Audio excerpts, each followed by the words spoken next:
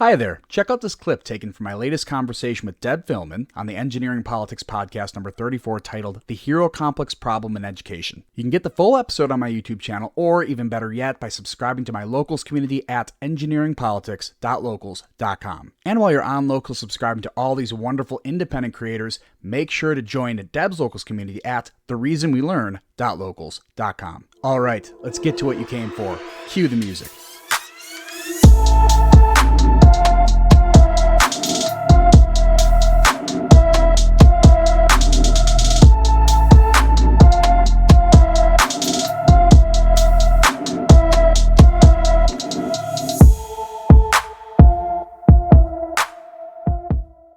Yeah, and we talked a little bit about before we started the live stream about the self-importance of these teachers.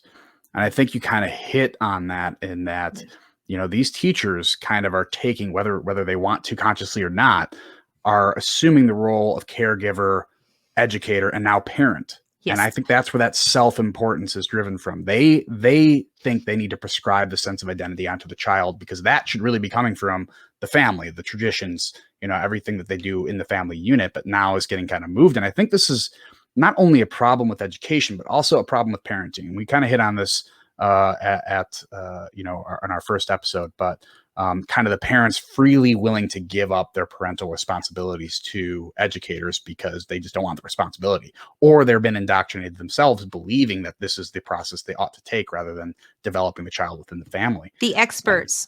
Exactly. And really, I think that sense of self-importance, because we both agreed on this right away, that, how do we socially value teachers right now? How do we think we're told to value teachers? Right up there with first responders. Exactly. They're up there with firefighters, police officers, and now police officers are way below them. But traditionally looked at like police officers, like your teacher right now in 2021 is looked at the same way as a firefighter running into the Twin Towers in 9/11. That's how they're looked at right now. And I think this is a kind of a weird way of them always saying that they're put in harm's way, especially with COVID. It's like, I'm jumping in here when no one else is willing to, but really the teachers unions didn't allow them to jump in there. They act like they work at the grocery store. Right. And it's just this kind of weird value system we have. And, I've talked to you about this before that, I got an email saying, well, we're going to have Teacher Appreciation Day. We're going to set up all the signs in the yard and say how much we appreciate the teachers. And my response was like, this seems like you guys are giving yourself a participation trophy for a subpar year in education. Why would you be doing this? If anything, it should be reversed. Teachers should be making signs for the kids for giving up a year of education.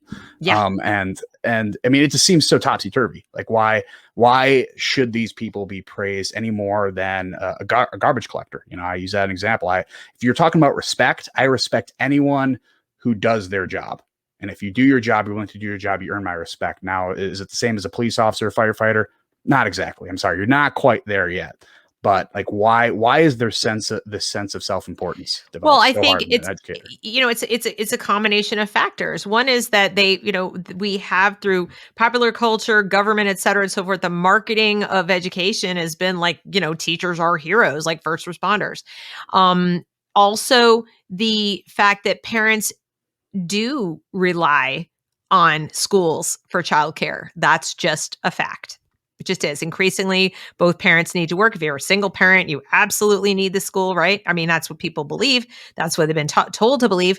And so these are the people looking after your kids. And I think you've got a combination of factors. You've got a little bit of like a Stockholm syndrome of like, my most precious, my babies are in the care of these people all day. So there's a sense of like, I appreciate that because I need to. I have to believe in them. I have to believe that they're good people. I have to believe that they're decent and loving and caring and kind and have my kids' best interests at heart. Because if I don't, I won't be able to function at work. I won't be able to do what I have to do to put a roof over our head and food on the table. I'm going to be a constant basket case. So I'm going to go ahead and project onto them that which I hope they are, because that's my child in there.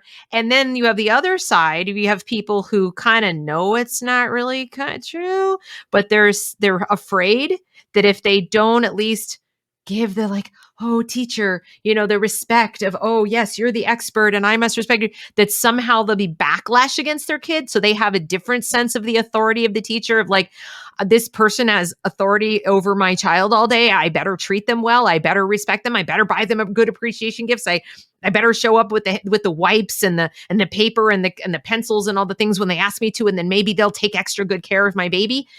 There's so much going on emotionally for the parent to have to leave their child at these schools, that's why I ask for a lot of grace for parents. When people want to pick on parents, and it's parenting, it's bad parenting, parents are lazy, parents are this, parents are that, I'm like, back off. Because first of all, a lot of these parents, most of them went to the same schools. So they were trained in the same mindset. They're propagandized constantly that these people are saints and saviors and, goddesses and all this and experts who know better than they do. And like I said, they have custody of your child all day long. It is it's tough. Like people told me I was crazy when I would go into the school and be like, bang, bang, bang, I have to talk to you. It's like, I wasn't that rude. Obviously I wasn't that rude, but at first, but but people would be like, they've got your kids. I literally had people saying, I can't join you because what's going to happen to my child? I'm like, if you sincerely believe that they're capable of doing something to your child because you spoke out on behalf of your child, maybe it's time for you to leave. Like maybe you need to pull your kid. Like even I didn't think they would be that bad. I thought maybe they'd be chastened. In fact, like maybe they're cavalier about how they treat my kid now. But if they see that I'm onto them and they see that I'm watching, maybe they'll back off and stop bullying my kid. And actually it turned out I was right in that regard. It was just too little too late. But I think people sincerely believe that. Like I said, it's like a little Stockholm syndrome, or they're the kind of people who just respect authority because it's authority. And there's a lot of people in America like that right now. We have that whole white lab coat thing with Dr. Fauci. Oh my gosh, Dr. Fauci, tell me when it's okay for me to live my life. I mean, I'm actually shocked how many Americans fall into that category. It's an alarming number. So it's that same mindset that thinks, oh my gosh, that turns to the teacher and says, oh yes, you're a hero. It really is not that different.